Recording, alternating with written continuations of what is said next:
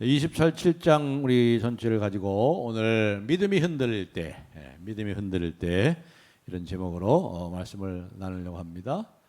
우리 믿음도 갈등을 하죠. 믿음도 어떨 때는 약해질 수도 있고 믿음이 흔들릴 때가 있습니다. 다윗도 그랬습니다. 다윗도 그랬어요. 오늘 27장에 보니까 다윗이 특별히 믿음이 많이 흔들리고 정말 믿음이 망하게 되는 그러한 자리까지, 자기는 모르지만 그런 자리까지 떨어지는 그러한 상황을 오늘 27장을 통해서 봅니다. 이 속에 우리가 하나님 음성을 들어야 되겠죠. 여기서 하나님을 만나야죠. 하나님의 메시지를 오늘 이 27장에서 믿음이 흔들릴 때 우리가 어떻게 하나님의 음성을 들을 수 있는가 하는 문제들을 생각하려고 합니다.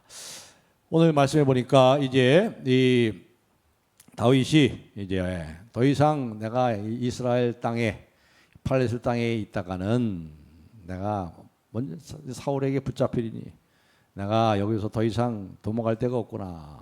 내가 여기서 사울에게 붙잡혀 죽게 될 심산이니까 내가 더 이상 여기서 피할 데가 없다. 그렇게 생각한 거예요. 그래서 어떻게 했습니까? 이제 블레셋 땅으로, 이제 적국의 땅으로 도망갑니다. 적국의 땅으로. 근데 사실 보니까 이 본문에 보면 아주 스무드하게 다윗의 계획과 생각이 아주 스무드하게 잘 진행돼요. 600명의 부하들과 그의 가족들이 다 가고 있잖아요. 그의 가족들이. 그러니까 이 적은 숫자가 아니죠. 그런데 이 블레셋 사람들이 말이죠. 이 가드 사람이 이 아비멜렉이 이 다윗과 그의 부하들과 그의 모든 가족들을 아주 환영합니다. 아주 따뜻하게 맞아주고 있어요. 가드왕 아기스가 이 시글락이라는 곳을 그의 성읍으로 주지요. 성읍으로 주고. 워낙 한두 사람이 아니니까 벌써 부하만 600명이고 거기에 다른 가족들 하면 뭐 1000명이 훨씬 넘지 않겠어요? 그런 많은 사람들이 살 수 있는 성읍을 따로 줍니다. 여기 5절에 보니까 5절에 보시면 다윗이 아기스에게 이르되, 아비멜렉이 아니라 아기스네요. 아기스에게 이르되 바라건대 내가 당신께 은혜를 입었다면 지방 성읍 가운데, 당신의 지방 성읍 가운데 한 것을 내게 주어 내가 살게 하소서. 당신의 종이 어찌 당신과 함께 왕도에 살리까? 아기스라는 왕이 달고 있는 그 왕도에 어떻게 살 수 있겠습니까? 이 많은 식구들을 데리고. 그러니까 그 지역에 한 성읍을 저에게 주시면 제가 거기서 살고 거기서 아기스 왕에 충성하겠습니다. 그렇게 얘기했는데 그 말을 듣고 이 아기스가 아주 환영을 하는 거예요. 그래가지고 이제 성읍을 하나 주었습니다. 시글락이라는 성을 다윗에게 주고 다윗이 그 성에서 이제 가족과 함께 잘 지내고 있습니다. 그런데 여기 보니까 시글락에 이제 자리를 잡았어요. 시글락에 자리를 잡고 이제 다윗과 그 부하 600명은 어떤 일을 하고 있습니까? 황야의 무법자 같아요. 황야의 무법자. 황야의 무법자를 치는 또 하나의 황야의 무법자가 돼가지고 황야의 침입자 노릇을 하고 있는 거예요. 여기 8절 한번 보세요. 8절 이렇게 말씀이 나오죠. 8절 다윗과 그의 사람들이 올라가서 구슬 사람과 기르스 사람과 아멜렉 사람을 침노하였으니 그들은 옛적부터 술과 땅으로 지나가는 지방의 주민이라. 9절에 다윗이 그 땅을 쳐서 남녀를 살려두지 아니하고 양과 소와 나귀와 낙타와 의복을 빼앗아 가지고 돌아와 아기스에게 이르매. 남녀를 다 죽이고 말이에요. 그 모든 소유를 다 빼앗고 블레셋의 가드왕 이 아기스에 와가서 보고를 하는 거예요. 보고를. 아기스가 묻습니다. 누구를 침노하느냐? 어디를 침노하느냐? 그러니까 다윗이 거짓말해요. 말을 바꿔요. 유다 남방 유다 친족을 쳤습니다. 자기 민족을 쳤다는 거예요. 자기. 사실은 지금 어딜 친 거예요? 가드의 이 블레셋에 있는 작은 성읍들을 친 거거든요. 그런데 지금 이 다윗이 거짓말해요. 말을 바꿔가지고 내가 유다 네게브 땅의 남쪽에 거기 친족을 쳤습니다. 이 아기스는 그 말을 그냥 고지고대로 믿어요. 아무 의심도 하지 않습니다. 그래가지고 그 말을 들은 아기스는 기뻐가지고 한층 더 이 다윗을 신임하게 됩니다. 12절 한번 보세요. 12절 아기스가 다윗을 믿고 말하기를 다윗이 자기 백성 이스라엘 심히 미움을 받게 되었으니, 왜 자기 백성 이스라엘에게 심히 미움을 받게 된 게 뭐예요? 자기 백성 이스라엘 쳤다는 거잖아요. 사실 그게 아닌데 쳤다고 생각하니까 미움이 되지요. 그래서 뭐라고 생각합니까? 그는 영원히 내 부하가 되리라고 생각하니라. 이 아기스 왕도 이 다윗이 이제는 이 사울 소식을 들었겠죠. 사울이 이 다윗을 잡아 죽이려고 이렇게 하니까 이제 더 이상 거기서 견디지 못해가지고 우리까지 왔는데 여기까지 왔는데 이렇게 변절자가 되었구나. 자기를 죽이려 했더니 사울 왕을 피해서 이렇게 와서 변절자가 돼가지고 유다 성읍을 치는 걸 보니까 어떻게 돼요? 이제 저도 믿어주겠구나. 내 충성스러운 부하가 됐구나. 이렇게 생각하는 거예요. 자, 여기까지는 참 좋습니다. 그냥 잘 되는 것 같아요. 잘 되는 것 같아요. 그럭저럭 여기까지는 모든 게 잘 지금 이루어지는 것 같아요. 잘 스무드하게 잘 풀려갑니다. 다윗이 변절자처럼 가장하고 있습니다. 그것이 먹혀 들어가고 있습니다. 가드와 아기스는 멋지게 속이고 있어요. 그리고 그 가드와 아기스가 다윗을 신뢰하고 있습니다. 다윗이 변절자가 됐구나 하고 그렇게 믿게 만들었어요. 그런데 보세요. 이제 28장에 보면은 이제 엄청난 반전이 이루어집니다. 28장 1절 보시면 그때에 블레셋 사람들이 이스라엘과 싸우려고 군대를 모집한지라 아기스가 다윗에게 이르되 너는 발키할라 너와 네 사람들이 나와 함께 나가서 군대에 참가할 것이니라. 보세요. 다윗이 이제 변절자가 돼가지고 이스라엘 변절자가 됐는데 이 아기스 왕에게 충성하고 있는 것처럼 보이죠. 아기스 왕은 신임을 한 거예요. 이제 저가 나에게 충성했구나. 그러면서 이제 드디어 그것을 시험할 수 있는 좋은 기회가 온 거예요. 이스라엘이 전쟁을 벌이려고 많은 군대를 거두고 사울이 말이죠. 이 아기스를 침략하려고 하는 거예요. 그런데 이 아기스 왕이 이 다윗에게 다윗아 네가 나에게 충성한 부하라면 이번 기회에 나에게 그 충성심을 한번 보여주는 좋은 기회가 왔다. 보여주시오. 그렇게 얘기하는 거죠. 다윗이 뭐라고 대답했을까요? 그 다음에 읽어보시면 아주 그럴듯한 얼굴 가지고 대답합니다. 염려 마십시오. 왕이시여. 왕이 보게 될 겁니다. 제가 왕에게 얼마나 충성된 것을 보게 될 겁니다. 그렇게 말합니다. 자, 이 다윗에게는 큰 딜레마예요. 이 전쟁에 참여하면 어떻게 됩니까? 누구를 쳐야 돼요? 진실로 누구를 쳐야 돼요? 자기 민족을 쳐야 돼요. 자기 친족을 쳐야 돼요. 지금 자기는 누구예요? 지금 이스라엘의 왕이 사실은 공적인 왕으로 치우면 안 됐지만 지금 왕이지 않습니까? 지금 왕. 물론 뭐 아직이지만은 그러나 그가 나중에 왕이 됐을 때 이런 것들이 다 흠이 될 거 아니에요. 흠으로 남을 거 아니에요. 지금 어떻게 이 딜레마에서 어떻게 벗어날 겁니까? 여기서 나가서 전쟁에 나가가지고 정말 이 아기스 왕 편에 서서 이스라엘 친다면 그에게 큰 이 자기의 앞으로의 그 왕으로서의 하는 거기에 대해 얼마나 큰 해가 될까요? 그러나 다윗은 뾰족한 수가 없어요. 여기서 이 딜레마에서 벗어날 수가 없는 것입니다. 이게 이제 오늘 이제 우리가 읽은 28장 1절까지 의 이야기입니다. 여기까지만 이제 오늘 이 스토리를 가지고 말씀을 나누려고 하는 거예요. 뭔가 좀 찜찜하지요? 뭔가 찜찜해요. 딜레마에 빠졌어요. 전쟁에 나갈 것이냐 말 것이냐. 좀 뭔가 시원치 않습니다. 화장실에 들어갔는데 뭐가 시원하게 해결하지 않고 나와서 뭔가 찜찜합니다. 뭔가 궁금합니다. 그 다음 어떻게 될까? 그런데 여기서 딱 28장 1절에서 일단 이 단락이 끝나는 거예요. 오늘의 이야기는 우리에게 뭔가 긴장감을 불러일으킵니다. 그리고 한편 이 이야기 속에 누가 한 번도 언급되지 않고 있습니까? 하나님이 한 번도 안 나와요. 또 희한하게. 다른 26장이라든가 28장 보면요. 하나님이란 말이 많이 나오는데 27장에는 다윗의 그 속임수, 다윗의 그 말바꿈, 다윗의 거짓말, 이 아게스가 아주 어떻게 다 속아 넘어가요? 아게스가 신뢰하고 있어요? 이런 인간 관계 속에서 일어나는 모든 이야기는 나오는데 여기 하나님이라는 말이 하나도 안 나와. 하나님 어떻게 하셨다? 하나님 어떻게 생각하셨다? 하나님이 없는 본문이에요. 에스더 전체가 하나님이 안 나오듯이 여기 27장에는 전혀 하나님이라는 말이 전혀 안 나옵니다. 하나님이 전혀 언급되지 않고 있어요. 하나님이 전혀 개입되지 않는 것처럼 보여요. 그냥 이 화자도 그냥 하나의 사실만, 이 사실만 그렇게 정확하게 팩트만 기록하고 있어요.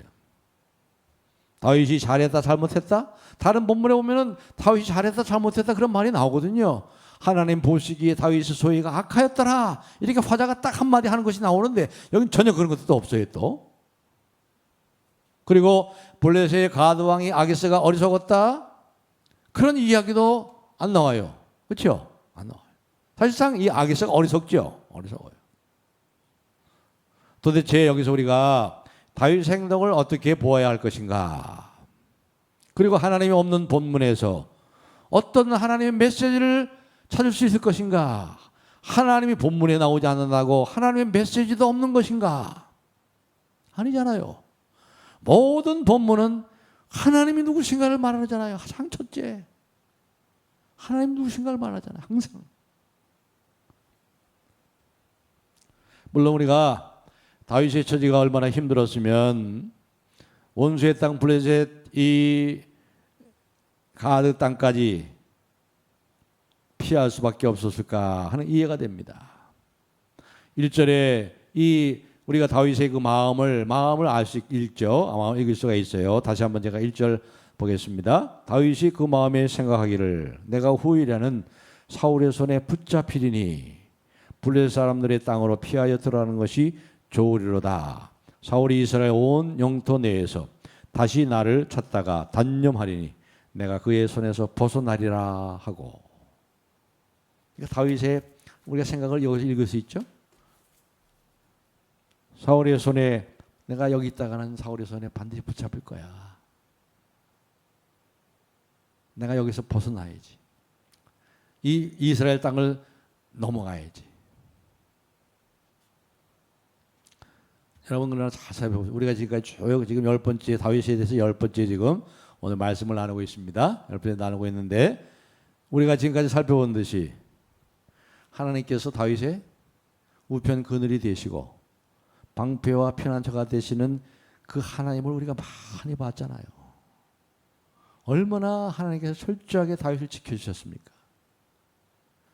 하나님이 다윗을 사울의 손에 넘기지 아니하시니라. 다윗을 계속 잡아주려고 하는데 다윗을 하나님께서 넘기지 않아요. 찾을 수가 없어. 오히려 사울이 몇 번씩이나 2번이죠, 2번. 사울을 죽일 수 있는 기회까지 하나님께서 만들어 주셨잖아요. 물론 하나님 죽이라고 만들어 주는 거 아니지만 그런 기회까지 있었잖아요. 그렇게 하나님께서 분명히 다윗을 지켰어요. 다윗의 피난처가 되시고 다윗의 방패가 되셨어요. 목동의 자리에서 불러서 이름 없는 한 목동이 성령의 기름 부으심을 받고 사울의 손으로부터 뭡니까? 블레셋의 손으로부터 하나님께서 구원하시는 것을 생생하게 경험했습니다. 기적적인 간섭을 통해서 하나님의 구원의 손길을 통해서 또 사울의 아들 요나단을 통해서 블레셋이 쳐들어올 때 블레셋이 쳐들어옵니다 그랬잖아요. 굴속에 갇혔을 때 구초기에서 거의 포위가 됐었잖아요. 그때 블레셋이 쳐들어옵니다. 그 소리를 듣고 사울이 다윗을 잡으려고 하는 것을 포기하고 그냥 갔잖아요. 창을 지어주시고 먹을 것을 주시고 배고플 때 먹어볼 주시고 라만 나홀에 잡으러 왔을 때 심지어 사울이 왔을 때에도 성령의 충만하게 임해가지고 이 사울이 옷을 다 벗고 말이죠. 이 황홀경에 빠져가지고 엑스타시에 들어가가지고 막 예언을 하고 말이죠. 자기가 왜 여기 온지도 모르고 그렇게까지 하나님이 하셨잖아요. 얼마나 많은 증거들을 하나님께서 보여주셨습니까? 그렇다면 이걸 통해서 하나님을 얼마나 이 다윗이 의뢰해야 됐겠어요. 얼마나 하나님을 믿고 신뢰해야 됐겠어요. 여기서도 마찬가지로 여기서도 1절에서 오히려 1절에서 그가 생각하기를 내가 여기 있다가는 내가 후회하는 사울의 손에 붙잡히리니 이렇게 말해서는 안 되는 거 아니에요? 지금까지 하나님께서 사울의 손에 넘기지 않았잖아요. 그렇다면 지금 사울이 지금 이 다윗을 잡으려고 참으로 혈안이 되어 있는 이 이스라엘 땅에서도 하나님께서 나를 지키시고 사울의 손에서 나를 구원하실 것이라는 것을 확신할 수 있어야 되잖아요. 확신했어야 했잖아요. 그러나 이 다윗은 믿음이 흔들립니다. 내가 여기 있다가는 잡혀 죽을 것이다. 내가 사울의 손에 붙잡히리니 사울의 손에 붙잡혀 내가 망하리니. 계속되는 하나님의 구원의 손길을 보면서도 계속되는 작은 많은 하나님의 증거들을 보여주심에도 불구하고 다윗은 믿음이 흔들리고 있어요. 믿음이 약해지고 있어요. 아이고 되게 믿음도 없네. 그렇게 우리가 쉽게 말할 수 있는 건 아니죠. 또 우리가 지금 관객의 입장에서 이 독자의 입장에서 쉽게 생각하는 경향이 있습니다. 그러나 우리가 정말 다윗의 입장에서 쫓기는 이 생명이 경각에 달려 있을 때 어떻게 할 것입니까? 다윗은 극심한 생명의 위협과 이러한 상황에 빠져 있는 것입니다. 더구나 자기만 있는 게 아니잖아요. 600명의 부하들과 그 가족들, 그 연약한 여자들, 그리고 그 어린 가족들, 어린 아이들까지 다 있잖아요, 지금.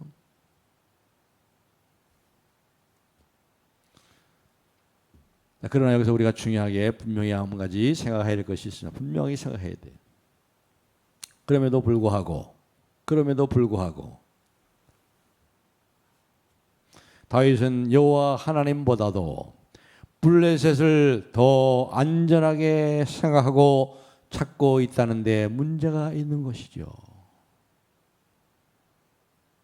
그럼에도 불구하고 하나님보다도 오히려 이 블레셋이 가드왕 아기스가 더 안전한 아기스에게 붙어 있는 것이 더 안전하다고 생각하는 그 아기스를 찾고 있는 것이 또 문제죠. 이게 문제죠.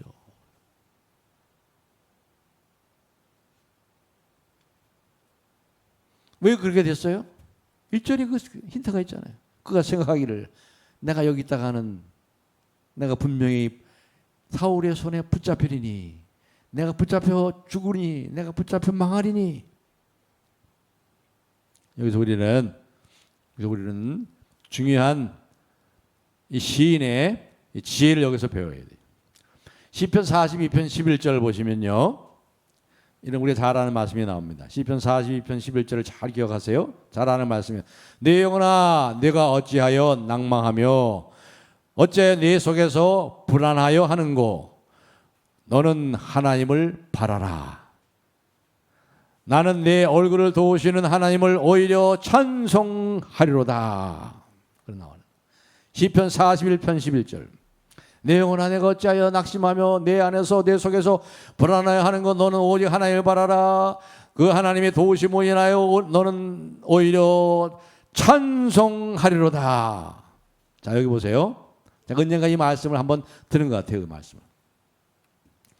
여러분들이 이런 상황에 있었을 때, 이런 상황에 붙잡히고 이런 상황에 빠질 때 자기 속에서 또 다른 자아가 말을 하기 시작해요. 다른 자아가. 또 다른 자아가 있어요. 우리 자아가 말을 한단 말이에요. 내 영혼아 내가 어찌하여 낭망하는가. 낙심하는 자아가 있어. 낙심하는 자아. 그런데 여기 이 시인에게서 분명히 하나 봐야 되는 것은 내 영혼아 내가 어찌하여 내 속에서 낙심하며 내 속에서 불안해하는고 하고 이 시인이 뭔가를 여기서 꺼내고 있죠. 뭐예요? 자기 자신을 적나라하게 다 내놓는 것을 배워야 되는 거. 먼저 우리가 우리 자신이 있는 모습을 그대로 다 드러내야 돼요. 드러내야 돼요. 자기 자신과 지금 대화를 하는 거예요. 지금 대화를 하는 거예요. 이 사람이, 이 시인이. 내 영혼아 내가 어찌하여 낙심하며 어찌하여 내 속에서 불안해하는고. 지금 자신에게 말하고 있잖아요. 자신에게. 다윗도 지금 27장 1절에서 자신에게 말하고 있잖아요. 생각하고 있잖아요. 뭐라고 했어요? 내가 사울의 손에 붙잡히리니. 자기가 지금 자기에게 말하고 있어요. 생각하고 있어요. 내가 이러다가 다윗에게 붙잡히리니. 자기가 자기에게 말하게 둬요. 뭐라고? 내가 다윗에게 붙잡히리니. 여러분, 어떤 사람이 말하고 있는 거예요. 누구에게? 자기 자신에게. 여러분에게 말하는 자가 누굽니까? 여러분 자신이 여러분에게 말하고 있는 거예요. 자아가 그에게 말하도록 그냥 내버려두고 있단 말이죠. 그러나 그렇게 하지 마시고 자기 자신에게 말을 하란 말이에요. 내 영혼아, 네가 왜 낙심하냐? 왜 네가 불안해하냐?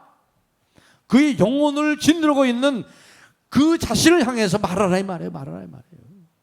여러분의 그 낙심하는 옛 자아, 여러분의 자아를 누르고 있는 그 잘못된 생각들과 그 자아들을 향해서 여러분들이 말을 하기 시작하란 말이에요. 자아야, 잠깐 들어라. 내 말을 들어라. 내가 너에게 말하겠다. 그러니까 우리가 삶에 일어나는 모든 문제를 다루는 가장 중요한 지혜는 뭐냐? 자신을 다루는 법을 배워야 돼요. 자신을 다루는 방법. 여러분 자신을 다루는 방법.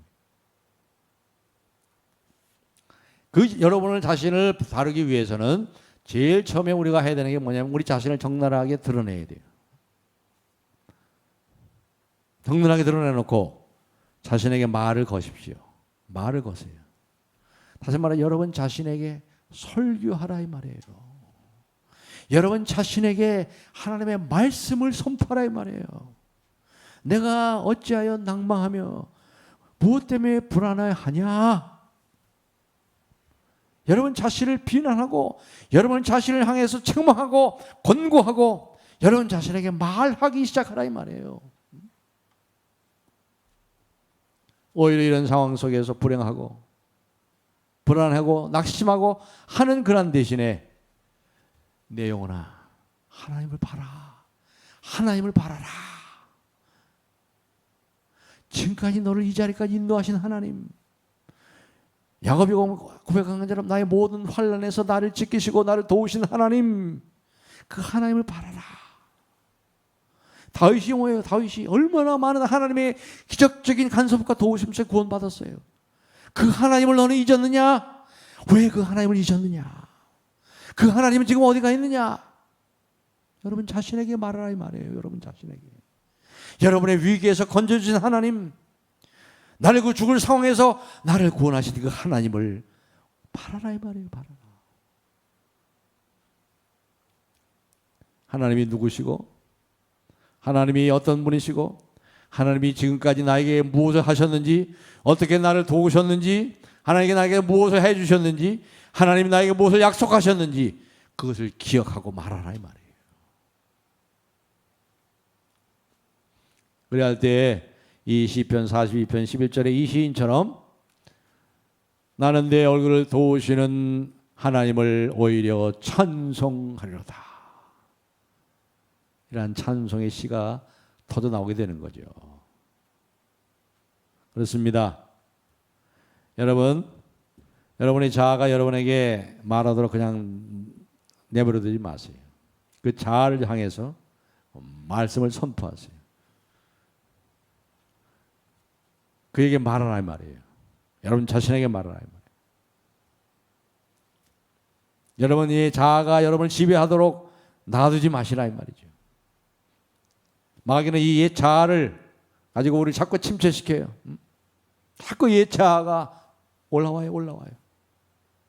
내 영혼아 어찌하여 낭망하며 어찌하여 내 속에서 불안하여 하는고. 오직 너는 하나님을 바라라. 나는 내 얼굴을 도우시는 내 하나님을 오히려 찬송하리로다. 여러분, 우리의 영혼을요, 이와 같은 주장과 진리로 먹인다는 것이 얼마나 중요한지 아십니까? 그래서 너희 말씀, 하나님의 말씀이 너희 가운데 풍성히 거하고 하나님의 말씀이 너희 안에 풍성히 거하도록.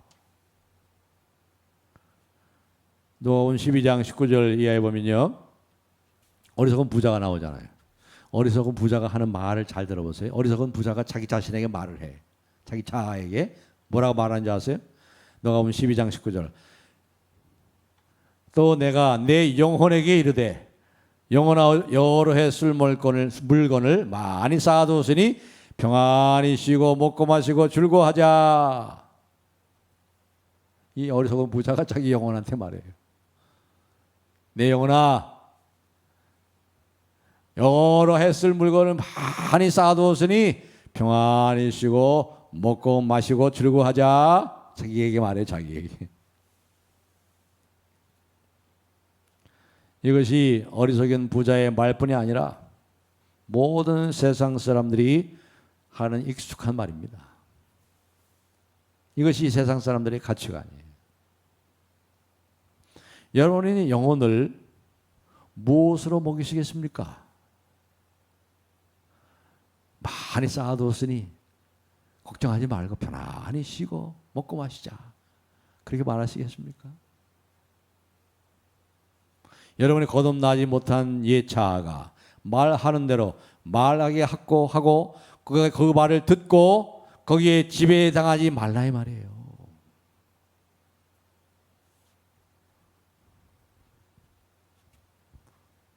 여기 보면 다윗이 지금 그런 상태에 빠졌어요. 내 영혼아 어찌하여 낙심하며 내가 여기 있다가는 이 사울에게 붙잡혀 내가 망하리니. 하나님의 말씀이 너희 안에 풍성히 거하도록. 여러분, 하나님의 진리로 이 말씀으로 여러분의 영혼에 많이 먹이세요. 그냥 찔르면 그냥 나오는 게 하나님의 말씀. 그 위기병에 그 상황에 필요한 말씀이 그냥 날쌘표범처럼 팍 튀어나올 수 있도록. 그래서 말씀은 검이잖아요. 검. 단칼에 단칼. 옛날 무협소설에 칼 갖고 여러 번 몇 실수를 하고 그거 필요 없어요. 그냥 단칼에 하나님의 말씀이 정확하게 그 영혼을 향해서 말씀을 하라.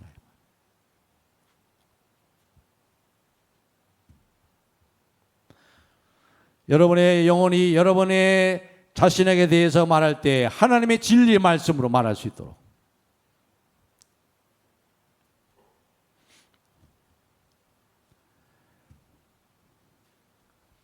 그런데도 이런 상황 속에 있음에도 불구하고 말이죠. 우리 두 번째 이제 또 하나 생각할 것은 말이에요. 여기 1절도 그렇고 4절 한번 보겠습니다. 4절을 다 같이 한번 읽어보겠습니다. 4절 시작.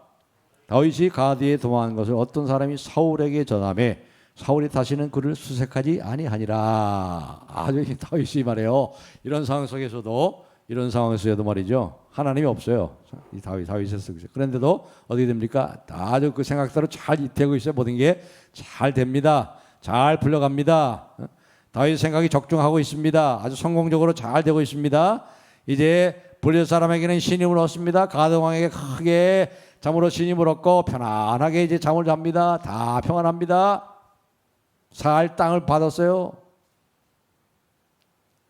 그리고 안전과 모든 것이 다 확보가 된 것 같아요.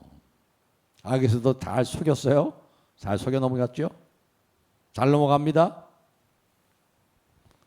이와 같이 믿음이 흔들리고 믿음 없이 행하는데 자기 생각대로 자기 옛 자아가 말하는 대로 했는데도 모든 게 잘 이루어지고 적중하고 성공적으로 되네요.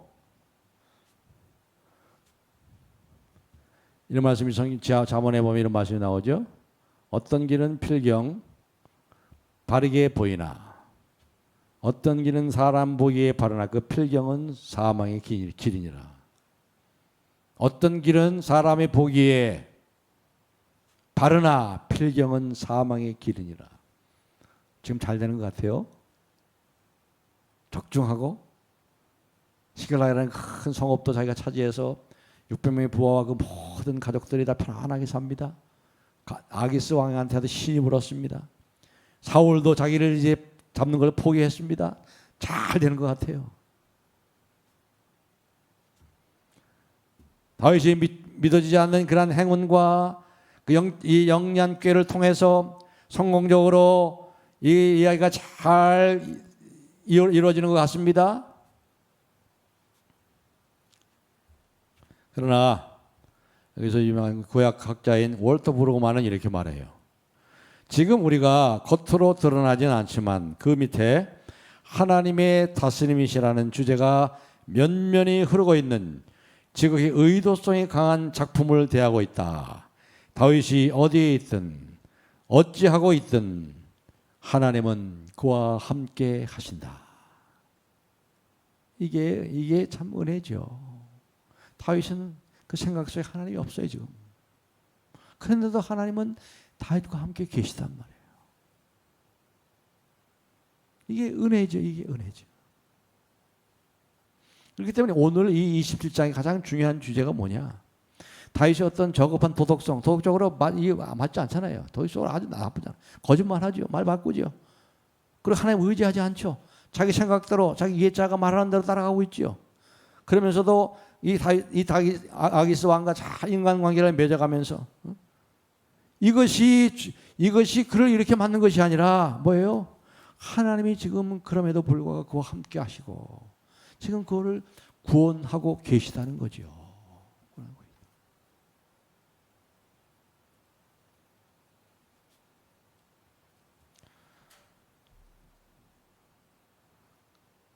그렇습니다. 다윗과 같은 사람, 어떻게 따져보면 다윗과 같은 사람이나 여기 아기스도 마찬가지고 사울과 같은 사람 다 똑같은 사람이 똑같은 사람. 다윗도 뭐 별로 잘난 사람 아니에요.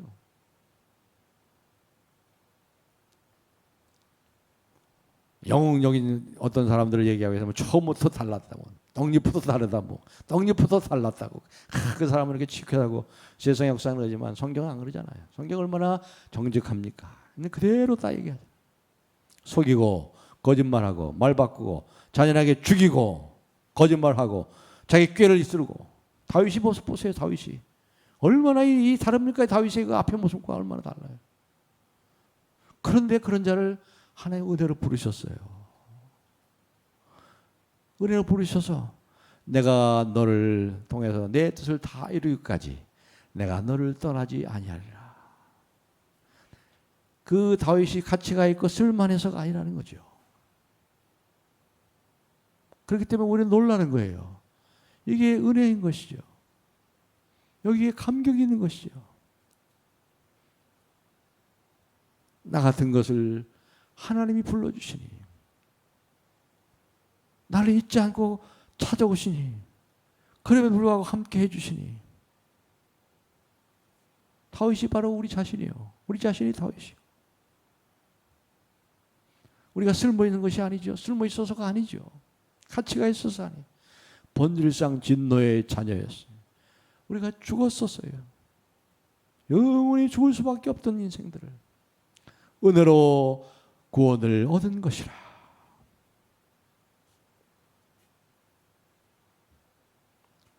하나님께서는 손가락 하나 움직일 수 없는 상황에서, 아니 손가락 하나 움직이면 그것이 오히려 블레셋을 돕는 그런 셈이 되고 마는 지금 27장의 이런 다윗의 상황 속에서도 하나님은 신실하게 다윗과 함께 하시고 다윗을 구원하고 계시다는 거예요.